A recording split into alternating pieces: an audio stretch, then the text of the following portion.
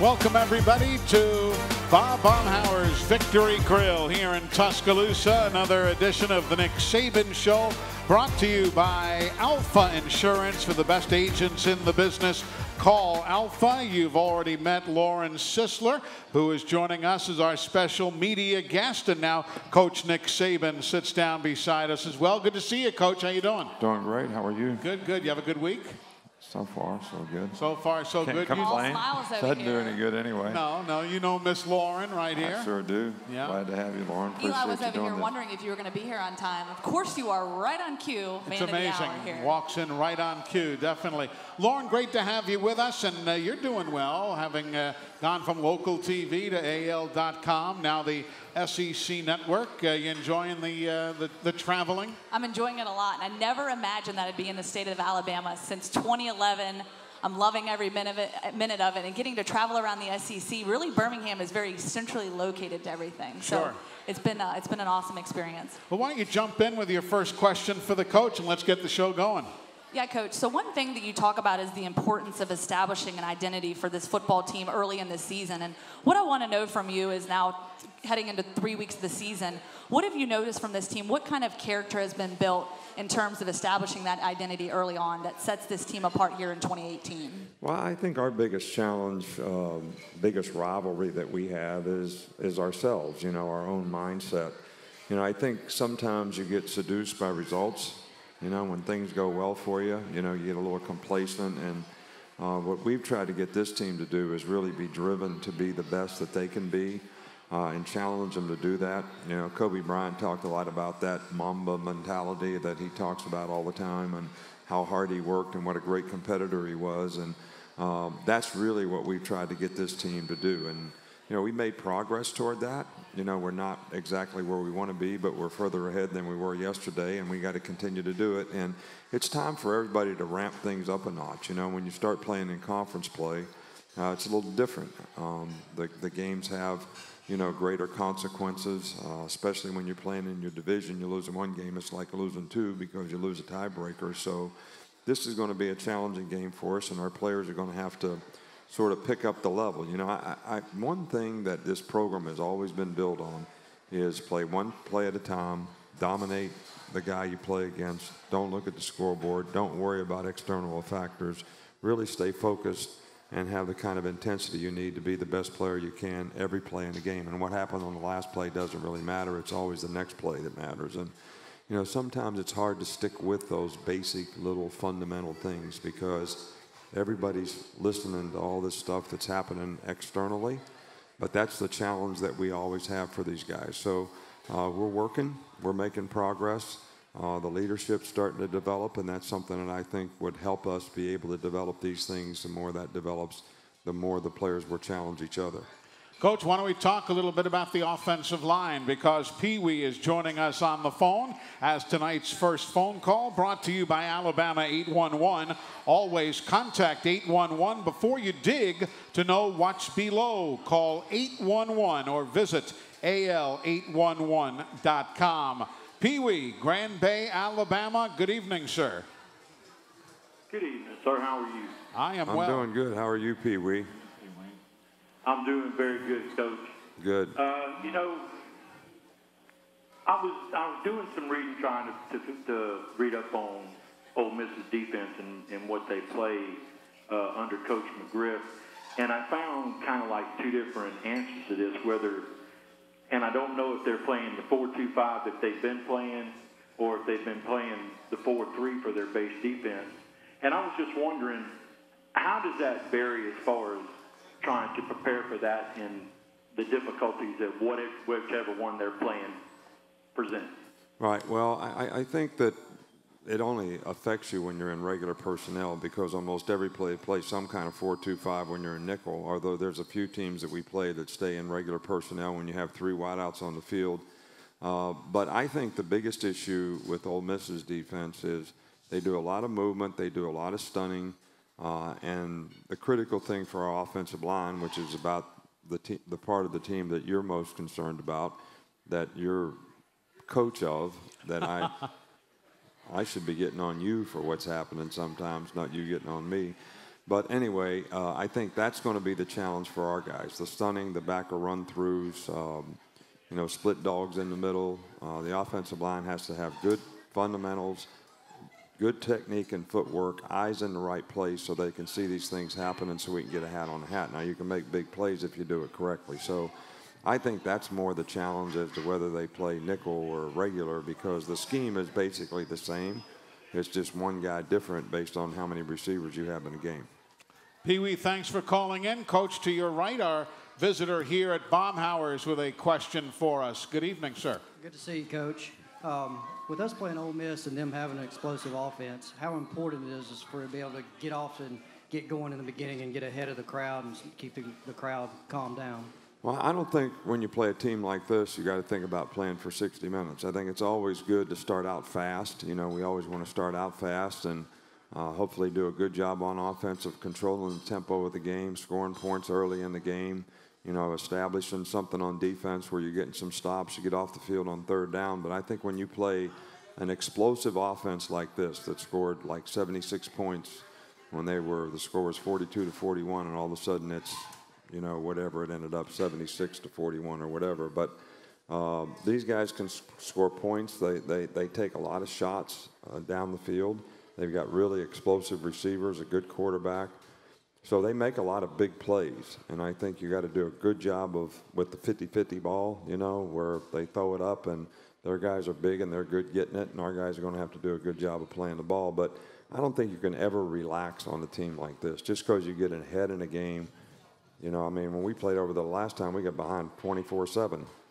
So then we ended up outscoring them like 40-10 or something the rest of the game. All right, so you got to really play for 60 minutes. You get ahead, you can't let down, because the momentum of the game is so important. When we lost over there two times ago that we were there, I mean, we got ahead early, but you know, then we didn't finish the game, and they hit a big play in the second half. The crowd got in the game. We lost the momentum of the game. Look, if you can make them sit on their hands, which means you're controlling the game, that's the most important thing that you can do. I always tell the story that, you know, I had some really interesting mentors, you know, through the years, but we were playing Wisconsin when I was at Ohio State, and I went to lunch with Woody Hayes twice. And once was before we went on this trip, and he said, you know, this is the hardest place to play in the whole Big Ten. And he said, you got to make them sit on their hands. So the whole first half, we made them sit on their hands. We were ahead 14-0. They punt with like 32 seconds to go in the half. The guy fumbles the punt, kicks it toward their goal line. They recover it, score a touchdown right before the half. We fumble the kickoff. They kick a field goal. It's 14-10. And, you know, the press box was shaking. And we lost. But as long as we made them sit on their hands, because once they got the momentum of the game, we never got it back. And I think when you're playing on the road in this league, that's something that's very, very important. That's why it's always important to play the next play. You can't start reeling in games like this. They'll try to go fast. They hit a play. You got to keep playing. The next play is the most important play, and that's what you got to focus on. And that's what helps you control the momentum and somebody having a run on you, because these guys are capable. They're like a basketball team, man. They can make a run on you because they got a lot of big play capability. Really, and you control that a little bit on offense, too, when you can control the ball. Third down is really important in this game. Getting off the field on third down so they don't extend drives, and you keeping the ball on third down so that you keep the ball on offense. Really important in games like this against opponents like this.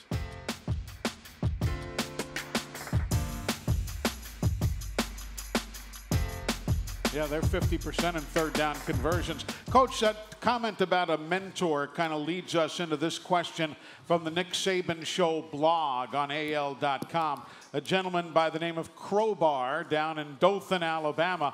He says, hey, Coach, you have mentioned in the past that when Don James asked you to be a graduate assistant, you had not really considered being a coach and you were surprised with the offer. Have you ever surprised a former player with an unexpected request to join your staff or a suggestion that he become a coach? You know, on several occasions. And we actually have Javier Arenas, Rashad Johnson, we've got 4 or 5 other guys. Josh Chapman is in the weight room. Kendall Moorhead is in the weight room, former Alabama player. These guys are all former players. Geno Smith. Right. Denzel's been around. Duvall. Yeah. So we have a lot of guys that have been really, really good players. They were really good leaders.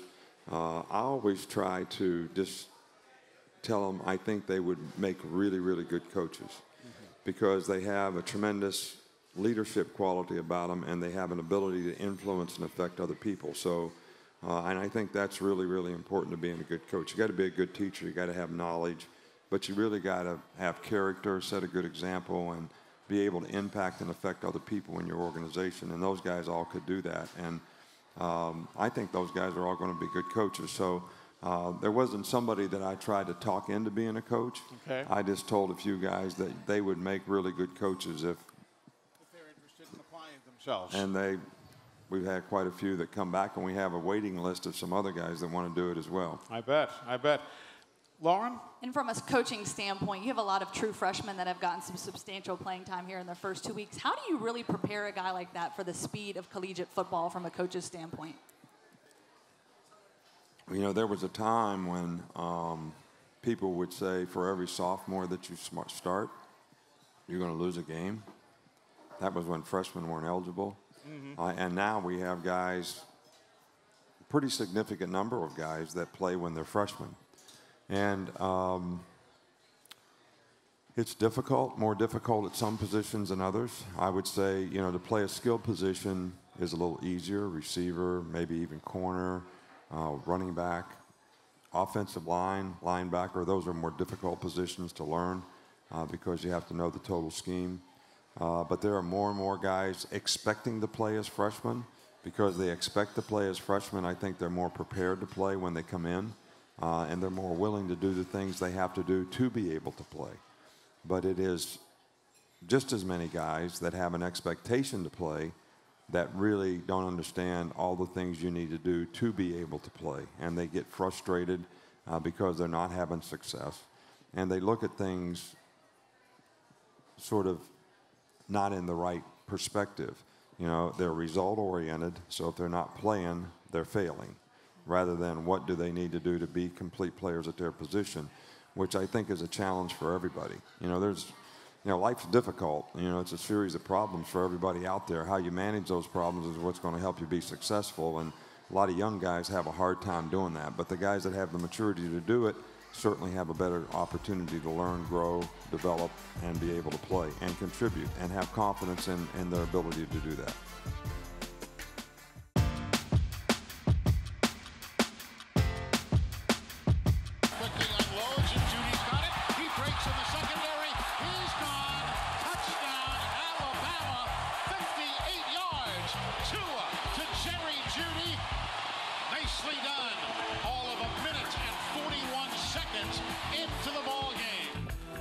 Tua Tagovailoa and Jerry Jeudy, a nice combination that no doubt we'll be talking about. Interesting this weekend, and it's part of our broadcast opening on Saturday. You've got Tua from Eva Beach, Hawaii, and Jordan Ta'amu from Pearl City, Hawaii. Two Hawaiian quarterbacks going head-to-head this weekend. Two Hawaiian quarterbacks that are Samoan. Yes, indeed so. So they make sure they have to delegate that and separate the lines. Yes, definitely, but it's both men hugely, hugely talented. Jordan Ta'amu leads the SEC, and he is number 2 in America in passing numbers. He is averaging 392 passing yards per game. And, of course, if he doesn't want to throw to his trio of outstanding wide receivers, he just hands off to Scotty Phillips, who leads the SEC with 155.5 rushing yards per game. As the coach was saying, it's a very potent offense, Lauren. Absolutely, and I think that's one thing you look at in this matchup, the two offenses going head-to-head in this one. And, of course, the fans like to see a lot of scoring. I know on the flip side of that, though, the Alabama defense in the secondary is definitely going to have their hands full and certainly going to have to stay on their assignments. Right, A.J. Brown, 125.5 receiving yards a game. That's second in the conference, number 8 in America. And we'll talk to the coach as he comes back and joins us now. Stylistically, Coach, Jordan Ta'amu, Scotty Phillips, what are they like athlete-wise? Is Phillips a hard runner, a scat-back kind of guy? And Ta'amu, obviously the guy's spectacular as his numbers show. What kind of a quarterback is he? Well, the runner is really a good runner. He's kind of a combination, got really good quickness, change of direction, can make you miss, but he's got a little power about him too. And he's got some juice, explosiveness through the line. Kind of reminds me of Mark a little bit, you know, Ingram, that style of player. And, you know, the quarterback is just really a good athlete, does a really good job of executing their offense. He's very accurate throwing the ball. They throw a lot of RPOs. They have an RPO on just about every play. So that makes it very difficult because they have matchup issues at receiver. They've got three really good players and a couple other guys that can make plays too, but the three guys that start are very good. And so you got a run-pass conflict on every play, just about. So you got to be able to cover those guys. If you play split safeties, they're going to run the ball. If you play any kind of man-to-man, then it becomes, you know, my cat's better than your cat's in terms of who can cover who. Sure. All right, so, and they're very good at taking shots, and their receivers are big guys, and they're very good on the 50-50 ball, so they make a lot of big plays. But the quarterback is athletic. He can run. Doesn't take a lot of hits. He'll get what he can get and slide, but you always have to defend him in terms of a guy that'll pull the ball. So this is about as explosive an offense as, you know, we've played against, you know, lately for sure. And they present a lot of challenges, and the players are going to have to do a great job discipline-wise. You know, you teach players for years to read, run, pass, and how to run support. Well, now you teach them how to read, run, pass, and you say, but it's a run, but you have to defend the pass because they're running RPOs. So it really is, and it takes some people out of the perimeter for you. And if you try to play zone, you really can't play the RPOs very well because there's a lot of space to throw the ball. So this is a very challenging offense, and it's not that they do, you know, so many things. It's really, really hard to figure out what they're trying to do. And they execute well. It's just that they execute so well that you have to do a really, really good job in terms of playing discipline, eye control, and discipline defense, together team defense as well. Everybody doing their job and being accountable for what they have to do, or you're going to have lots of problems.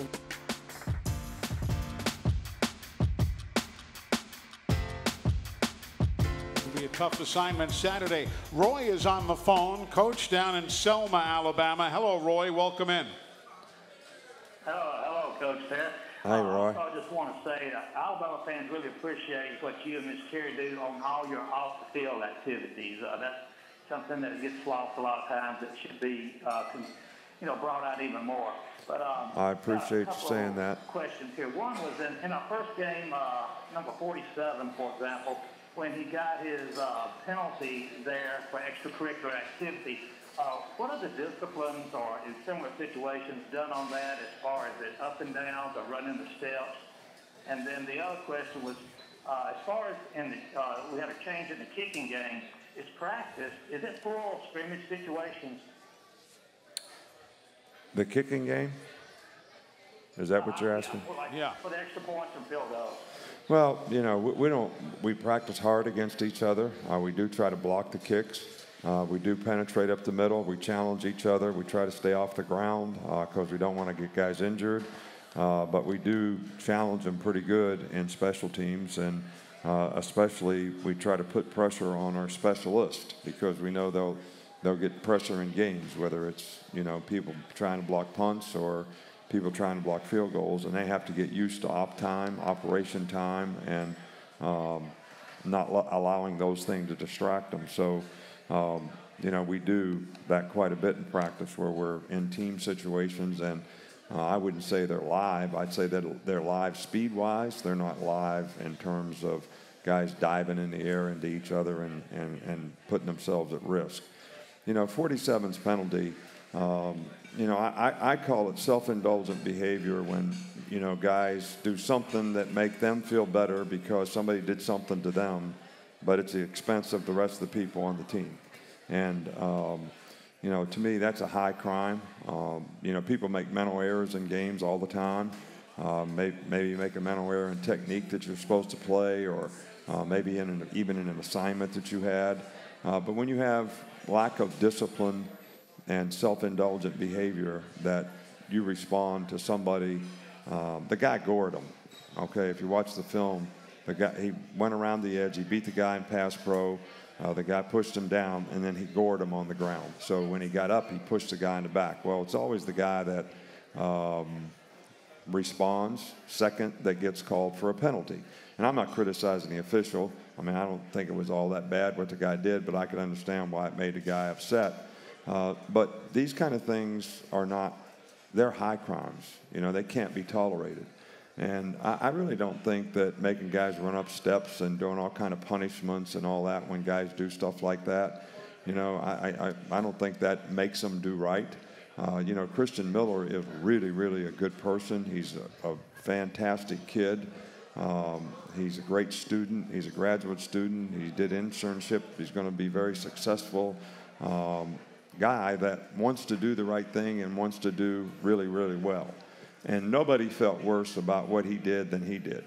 Now, I give him no quarter in terms of, you know, sort of the ass chewing that they get from me when they do those things, whether it's in a team meeting or showing them on film, and how that affects his teammates. And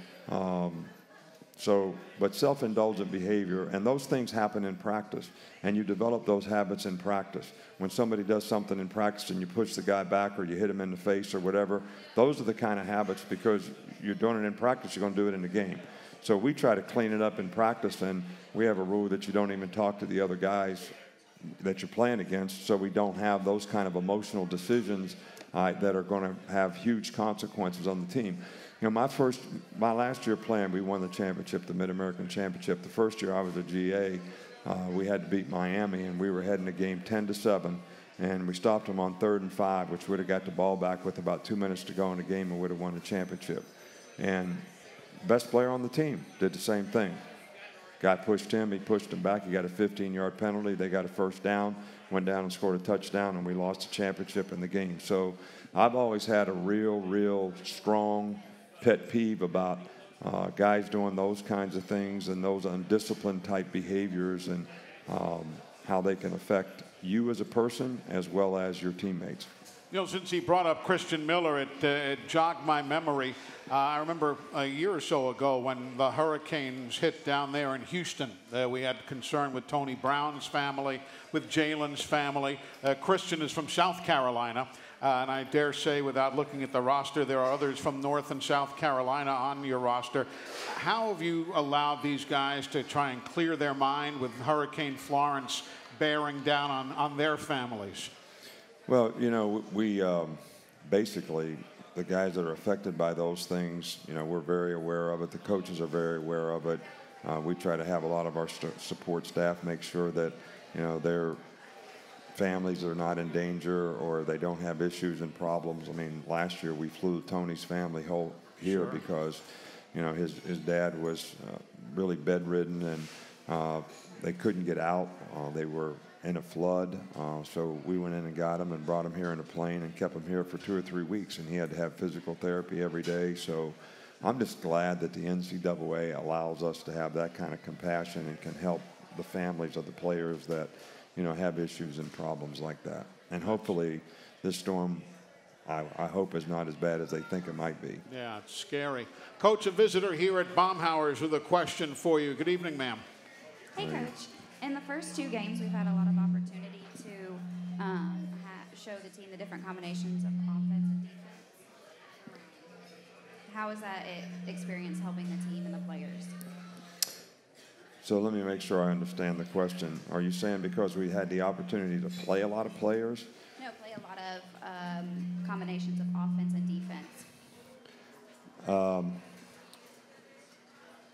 I think that at this time in the season, it's really good for our team to see multiple things that we have to defend, multiple things that we have to prepare against on offense, because when you get into league play, which we're into now, those things actually get more difficult. They don't get easier. and you want your team to continue to make progress and improve. And I think that we've made some progress. I think we're further along now than we were earlier in the season. I'm not satisfied where we are, and you know, we need to improve in some areas. And I think the most important thing you want to see is how many players on your team can play winning football. You know, we have a lot of guys that start on offense, a lot of guys that start on defense.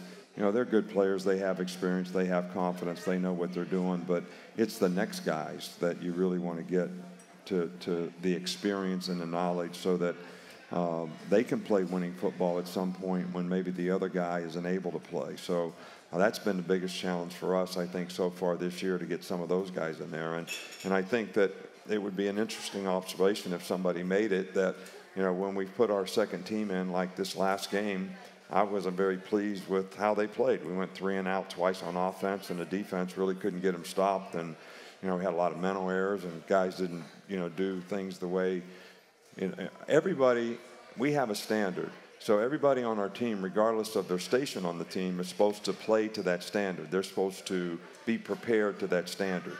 And the only way these guys learn is sometimes go out there and see that I'm really not prepared. I made mental errors. I need to practice. We went over these things. We went over it in a meeting. We went over it and walked it. We practiced it. And I went out in a game and I wasn't able to execute it. So, and those things get you beat when you're not ahead 57-7. So, and we won't always be that way, and we'll need those players to play well. So that's the thing that I'm most concerned about trying to help develop at this time of the season. Coach, thank you, ma'am. Appreciate your question.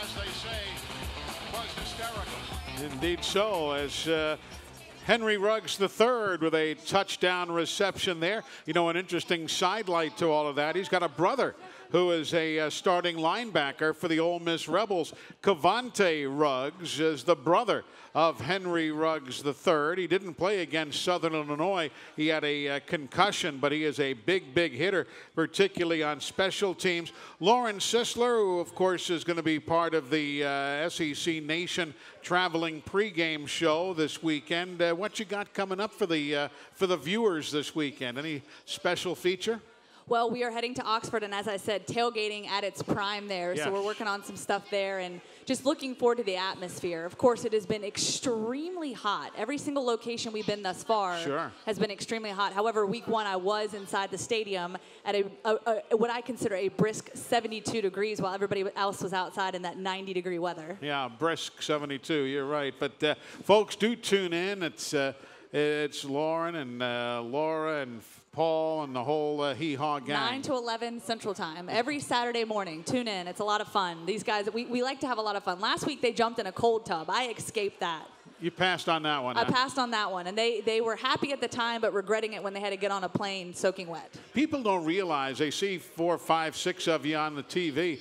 You've got an army of folks who travel with that show, don't you? Yeah, we have close and upwards to about 100 people that travel on that show on any given week. And the ops crew comes in at Thursday. They got to build the set. They have to strike the set. There's a lot that goes into television for just really 2 hours of a show. No doubt about it. That's Lauren Sisler, Coach Nick Saban joining us again. I'm Eli Gold. And Lauren, why don't we let you jump in with a question for the coach as we open up the next half hour. Lauren, okay, I have a question for you. Okay. Oh, God. Are you on with Marcus? I am on with Marcus. Is Greg still with you? He's my boy. No, Greg is not. It's Tim Tebow, Laura Rutledge, Marcus, and Paul. It's a good group. So what do you want to say about Marcus? You got something for him? I'm good. I'm good. I mean, he was a great ball player for you. Oh, he was great. Good but Lord, yes. You know, him and Michael Clayton used to, we had a pond at our house in Louisiana, and we had fish. It was about a 2-acre pond in the back. We had 15 acres in the back. And Marcus and Michael Clayton used to come, and we had a little boat, and they used to get Miss Terry's boat and fish, and they would take the fish and actually fry them and eat them. You have to, right? Right. So I'm more of a throw them back kind of person. So Miss Terry was so mad because she fed the fish like they were her pets. Aww. All right, and then they would catch all the fish and take them out and eat them. So you have to ask Marcus about that because he was, and then she would go to the store and buy some more, and they'd come and catch them. So. Oh, man. Then you put the feeders out there. That's kind of cheating a little bit, but. You got to bring it up on Saturday. You got I'm going to. Little fish story. I actually just saw a picture of him holding up his latest catch. So, Coach, nutrition is a big part of college football, and it has been widely reported what you eat for breakfast and what you eat for lunch is the same. So I want to know what is on the dinner menu. What did you have for dinner last night? Let's talk about that. Terry made like a chicken casserole. That's the only night I eat at home is Wednesday night. It was really good. Wednesday night, chicken really casserole. Good. So what is on the revolving menu? Almonds on top. Ooh, that does sound good. But before I come here, and Cedric goes to the 15th Street Diner somewhere, I get meatloaf, macaroni and cheese, and green beans for 11 years, Thursday night. Have you ever had Nikki's West in Birmingham? No. That's where you got to go. The meat and three at its finest. Do you eat the same thing on game day? Like Wade Boggs always had a chicken deal? I eat the same thing on Friday night when we go to the team meal, and I eat the same thing on Saturday at pregame. So you talk about going to lunch, though. What if it's not on the menu? What if that salad with the turkey on it's not on the menu? What do? Do you just not eat? No, I eat differently because we're eating brunch. Oh, okay. So, yeah. But every day in the office, I eat salad. What kind of dressing? I bet you go no dressing. No, it's some kind of low-fat stuff, I can tell you that. they make it downstairs. They do a great job. They do. We have the greatest nutrition people for our players. It's really, really absolutely exceptional, the job that they do. The new facility that we have is really beneficial to the players. And, you know, one of the things that you would never, or I never thought, we just wanted to build it because the players, when they changed the rule 4 or 5 years ago where you could feed the players as much as you, and it wasn't just one meal a day, they all ate, you know, at the Mile Moore building. So over at Bear Bryant where we have Bryan Hall where we have the cafeteria, the players weren't going over there anymore. So I said, well, let's make that a game room or something. Let's build a place so they can have a place to eat here because they were eating in the players' lounge. They were eating all over the place. So, but I never thought when we built that it would be such a family center for all the players and the coaches and the people in the organization. Because the players hang out there, we go in there, you talk to them because everybody's got a central place that they go eat, and it's almost like going to family dinner. So I never thought that would be sort of a consequence of building that facility, but it has been a very positive thing. Are they allowed to have their cell phones, like at the dinner table? Is that a rule that no cell phones? Hey, we're just trying to keep not having their cell phone in a meeting. I mean, to not have it at dinner, that's be like, you know. No need to fight that battle. Yeah. I hear you.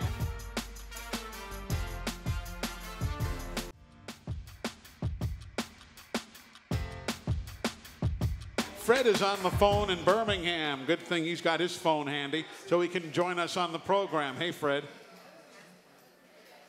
Hey, how you doing, Eli? Hey, Coach, Good. how you doing? Good, Fred. How are you? I'm doing fine. Listen, I'm over here near the Benson and Trussville area. It's pouring down rain, and I'm an Alabama fan from years ago, and I'm 70 years old. And I've never been to Ole Miss, and I assume it's an open field, correct? It's not a covered field, right? Yes, sir. It's open air. Yeah, it's open air. Okay, well, that's my next question. Based upon these storms we're talking about, do you think that will be an advantage or disadvantage of us if we happen to catch about an hour of flooding rains over in that area? What do you think about that? Well, you know, I think that it's a problem if you think it's a problem. You know, we try to prepare our players. We have wet ball practice, even though we don't like to practice in pouring down rain that much. You don't get much quality work, but we do make the players work with the wet ball in certain periods in practice each week so that they're prepared if we get a situation like that. It's not going to be a disadvantage to us, but I think sometimes players need to develop a mentality about those types of things can't bother how I play. Because if you think it's an issue, it's an issue. If you don't think it's an issue, it's not an issue. So, and that's a mental toughness thing in my mind, but I think it goes a long way in terms of if you prepare your players and they develop confidence in playing with the wet ball, they don't have an issue. So I can't speak for Ole Miss. I don't know how it'll affect them. But in the what it's worth department, the Weather Channel app says Saturday night, 70 degrees, clear, 10% chance of rain. So hopefully nobody is going to have to deal with any precip whatsoever. Coach, another visitor here at the restaurant. Good evening, sir. Hello, Coach. How you doing? Pretty good. I'd like to take this opportunity to say thank you very much for all that you do for the community, as well as Miss Terry. A lot of people, that means the world to a lot of people. All right, thank you. I appreciate you saying that. Yes, sir.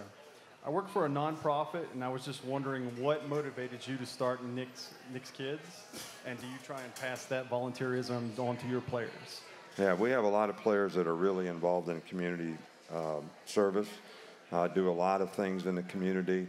Josh Casher is one of the leaders on the team, and some of the things that he does. I mean, when we built the 17th house, 17 for 17, Miss Terry would have, one day we had 30 players on a Saturday, working, there, helping on the house, and met the family. And so I don't think anybody really feels any better than when they give something back, to someone else, or they help somebody else, and you have compassion for it. But, Nick's Kids all started because of my dad. And everybody's heard this story 100 times, so I won't belabor it again. But, he helped a lot of kids in terms of the things that he did. And, it was, my mother's wish that, I would continue that legacy in some kind of way. And but for Terry and I both, it's created a lot of self-satisfaction for us, to be able to help others, maybe have a better opportunity to be successful, have a better quality of life, whatever it might be. And I would encourage other people to do it, because we probably get more out of it than even the people that we try to help do. So,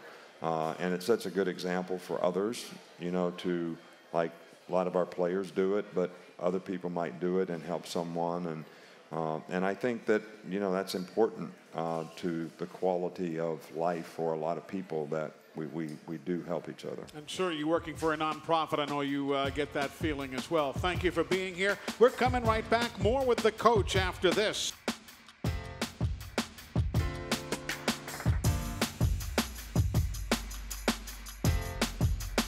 There's a 1st and 10 from their own 40-yard line. Arkansas State, Bond is the running back. Play action to him. Pass intercepted. Intercepted by Alabama. And it's going to be run back by Savion Smith for a pick 6. Touchdown, Alabama. He's had a pick 6. Shaheem Carter's had a pick 6. Bama's defense doing well. Of course, he'll be tested this weekend again with Jordan Ta'amu and all the outstanding ability that the coach was talking about a short while ago. You see the coach light up when he talks about charity stuff and all that. That's very, very big for he and Miss Terry, isn't it? It is. And one thing that has stuck with me, he spoke at an event at the Foundry a couple years ago, and one quote that he mentioned that really has hit my heart hard was, do you pray to be blessed, or do you pray to bless others? Yeah. Yep. And to me, that resonates, because I feel like as a coaching staff, as a university, these coaches have an opportunity to do something for other people, and when they're on this level and on this platform and this stage, and when you have that opportunity to give back in the way that they do, it really is tremendous. Right. Coach, we have another question coming from the Nick Saban Show blog on AL.com from Glenn in Clarksville, Tennessee. He said, hey, Coach, Deonte Thompson looks much improved and confident this fall. What have you seen from his performance so far this season? Thanks, and roll tide. Well, Deonte has been one of the hardest workers in our program, and I think football is really important to him. He's one of the best practice players. He really cares about the team. You just love guys like that on your team, and it's really good to see him, because he's put in several hard work years and didn't get a lot out of it. Was a good special teams player, but never was a starter. Did start a couple games last year in the playoffs when Hootie got hurt, and he has been a really solid performer for us in these first 2 games, and he's playing with a lot of confidence right now, and that's really a good thing for us, because we had a lot of losses in the secondary. We don't have a lot of experience, but he's played like a mature veteran. And again, facing a tough offense this weekend at Ole Miss. Lauren? Coach, I talked to your daughter, Kristen, a little bit earlier today, and shout out to Kristen. I know she called in and said hello. I want to ask you about the Lucky Penny, the origin of the Lucky Penny, and what that means to you, and getting to share that with your daughter in that tradition. Well, we've been doing it ever since we've been here. I mean, ever since we started here, maybe the first or second year, she just one day decided that she wanted to give me a penny before the game. And I was happy to do it because I'm a little superstitious, to say the least. And so, you know, and I actually keep them. You know, I put them in on the dresser and pal them up. And, you know, she's got a pretty good record.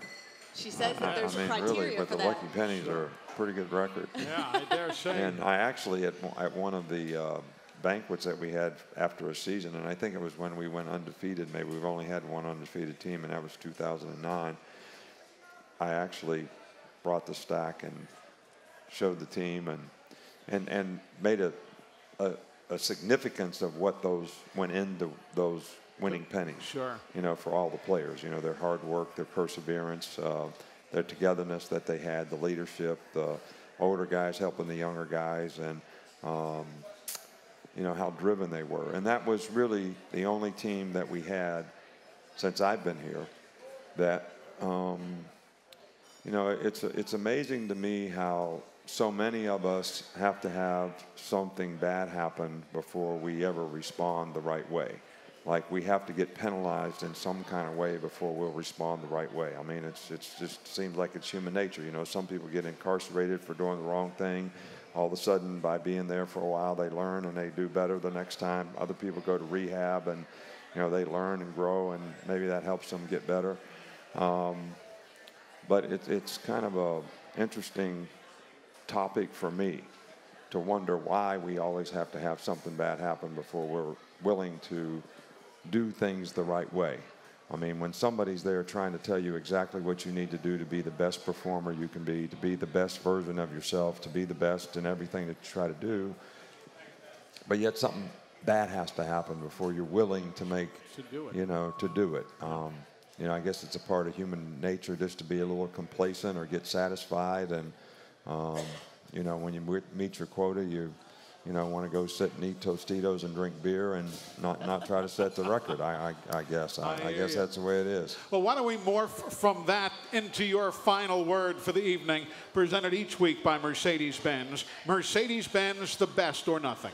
Well, I really do think this is the most challenging game we've had to this point. I think when you face an offense that can score points, it's very important for your entire team, the entire team, special teams, offense, defense. Everybody's got to play really, really well to overcome, you know, their one strength of their team that is, you know, really pretty dominant, actually, in terms of what they've been able to accomplish, the number of points they've been able to score, the big plays that they make. So this is going to be the most challenging game we've had to this point. We're going to have to be on our very best in terms of overcoming adversity, not getting affected by the circumstance, the crowd noise. This is a difficult place to play. It's always been sort of a difficult place for us to play.